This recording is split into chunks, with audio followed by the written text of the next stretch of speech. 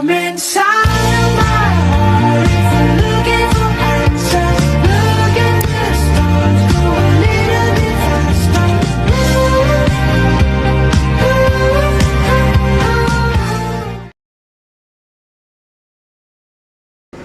Selamat malam semuanya. Oke, selamat datang di podcast hari ini yang akan membahas isu-isu hukum administrasi negara. Nah, saya Nuansa, selaku host yang akan memandu jalannya diskusi hari ini. Nah, dalam podcast ini akan membahas topik mengenai pembuktian dalam sengketa PT UN. Topik ini memiliki relevansi tinggi karena pembuktian merupakan unsur sentral dalam menilai kebenaran dalil dari para pihak dan menentukan arah putusan hakim. Nah, jadi untuk memperdalam pembahasan, saya ditemani 5 narasumber saya yang akan membahas aspek-aspek pembuktian secara berurutan dan sistematis. Saya ditemani oleh Kak Nini, Kak Selin, Kak Mateus, Kak Renaldi, dan Kakak Domingos. Oke, mari kita mulai saja ya. Yang pertama, Kakak Nini, mengenai pengertian pembuktian nih.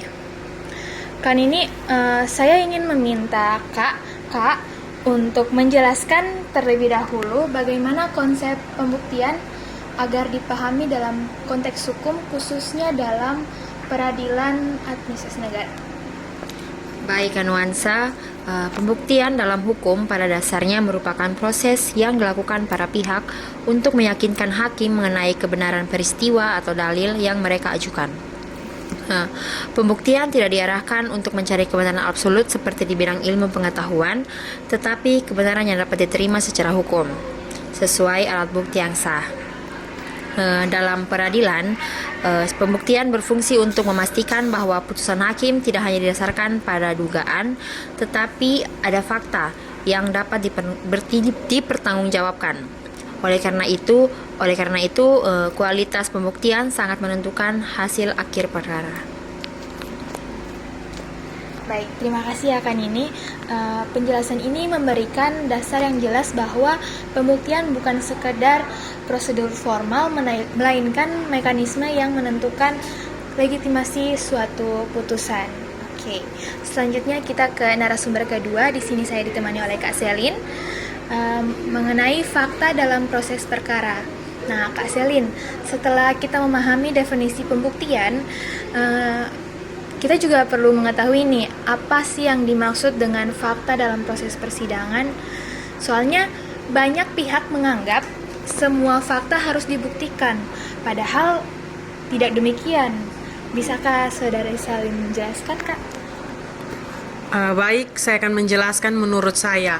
Tentu, fakta dalam proses peradilan adalah peristiwa atau keadaan yang relevan dengan suatu sengketa. Secara umum itu ada 2 jenis. Yang pertama, fakta hukum. Fakta hukum yaitu relevansinya berkaitan langsung dengan penerapan norma hukum.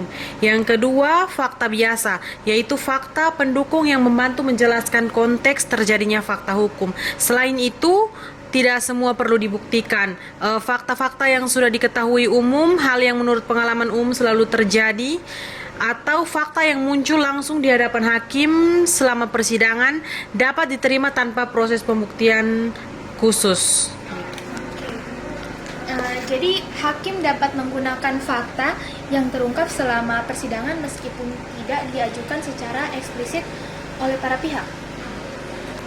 Ya, itu benar. Itu bagian dari asas keaktifan hakim dalam mencari kebenaran material. Baik, terima kasih Kak Selin atas penjelasannya. Nah, selanjutnya teman-teman, setelah kita memahami pengertian pembuktian dan juga fakta, kita masuk dalam penjelasan teori dalam sistem pembuktian. Nah, ini akan dijelaskan oleh Kakak Mateus. Nah, Kak Mateus, pembuktian memiliki beberapa teori ini yang menentukan cara hakim menilai alat bukti. Mohon dijelaskan secara komprehensif menurut Kak Mateus. Baik, secara garis besar terdapat 4 teori utama. Yang pertama, conviction in time. Hakim menilai berdasarkan keyakinan pribadi setelah memeriksa bukti yang ada. Unsur subjektif cukup besar. Yang kedua, conviction reasoning. Hakim tetap menilai berdasarkan keyakinan, tetapi harus menyertakan alasan yang logis dan dapat dipertanggungjawabkan. Yang ketiga, sistem pembuktian positif. Hakim yang dapat menggunakan alat bukti yang ditentukan undang-undang. Bila alat bukti tersebut sah menurut hukum, maka hakim wajib mengakuinya. Yang keempat, sistem pembuktian negatif. Gabungan antara sistem positif dan keyakinan hakim, artinya alat bukti harus sesuai ketentuan undang-undang, tetapi hakim tetap harus memiliki keyakinan terhadap keberadaan fakta. Dalam konteks PT UN yang digunakan adalah sistem pembuktian bebas terbatas, di mana hakim memiliki kebebasan dalam menilai bukti, namun kebebasan tersebut dibatasi oleh jenis alat bukti yang telah ditentukan oleh undang-undang. Baik, jadi penjelasan tersebut memperjelas bahwa kebebasan hakim tetap berada dalam koridor atau formal yang ketat. Oke deh. Baik, selanjutnya kita akan masuk dalam pembahasan mengenai sistem beban pembuktian. Nah, di sini akan dijelaskan oleh Kak Renaldi.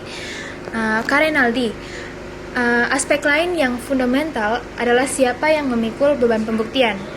Nah, di sini banyak anggapan bahwa selalu penggugat yang harus membuktikan dalilnya. Namun sistem di PT UN lebih dinamis. Mohon dijelaskan. A few moments later.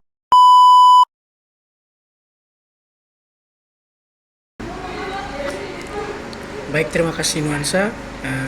Memang benar bahwa beban pembuktian tidak selalu berada pada penggugat. Di PT UN, hakim diberikan kewenangan untuk menentukan siapa pihak yang paling tepat memikul beban pembuktian terkait suatu dalil. Hal ini berkaitan dengan asas presumptio iustae causa, yaitu bahwa keputusan tata usaha negara dianggap sah sampai ada bukti yang membuktikan sebaliknya. Namun, dalam praktiknya, apabila ada fakta atau informasi tertentu yang secara logis lebih mudah dibuktikan oleh tergugat, hakim dapat mengalihkan beban pembuktian tersebut. Sekian.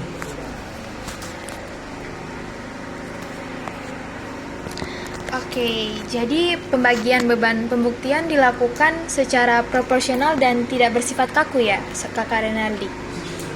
Kak Renaldi? Kak Renaldi kayaknya lagi memikirkan sesuatu ya. Oke. Kak, jadi saya ulang ya pertanyaan saya. Jadi pembagian beban pembuktian dilakukan secara proporsional dan tidak bersifat kaku ya. Betul. Hal ini memastikan tercapainya kebenaran material dalam sengketa administrasi. Baik Kak Renaldi, terima kasih atas penjelasannya.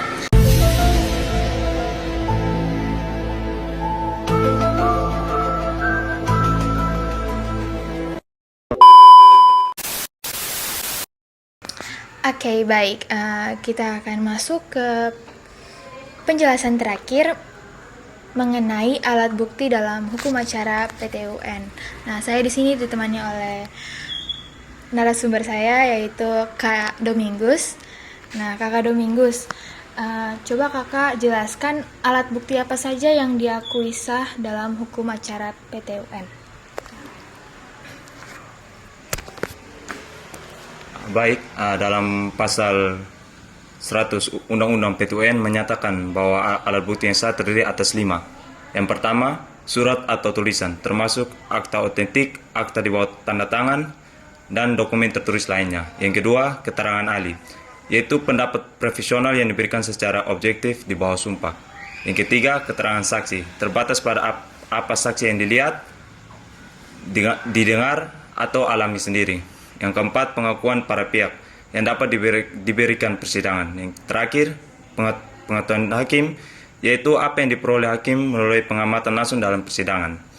Kelima alat bukti ini bersifat limitatif, artinya bukti lain seperti foto, rekaman, atau tangkapan layar tidak dapat berdiri sebagai alat bukti independen, tetapi dapat menjadi pendukung dalam rangka memperkuat bukti surat. Sekian dari saya.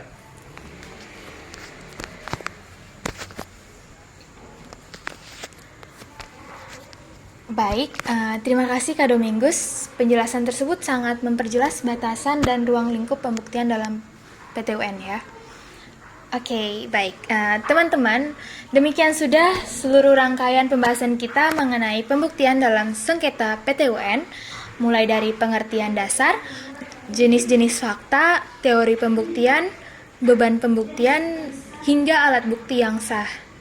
Nah, jadi melalui penjelasan dari para narasumber tadi, kita dapat memahami bahwa pembuktian bukan hanya prosedur formal, tetapi unsur utama yang menentukan kualitas sebuah putusan. Baik, terima kasih kepada para narasumber, Nini, Selin, Mateus, Renaldi, dan Domingus, yang telah memberikan kontribusi pemikiran secara sistematis dan informatif. Saya Nuansa, pamit undur diri, sampai bertemu kembali dalam episode berikutnya. Terima kasih. Bye-bye.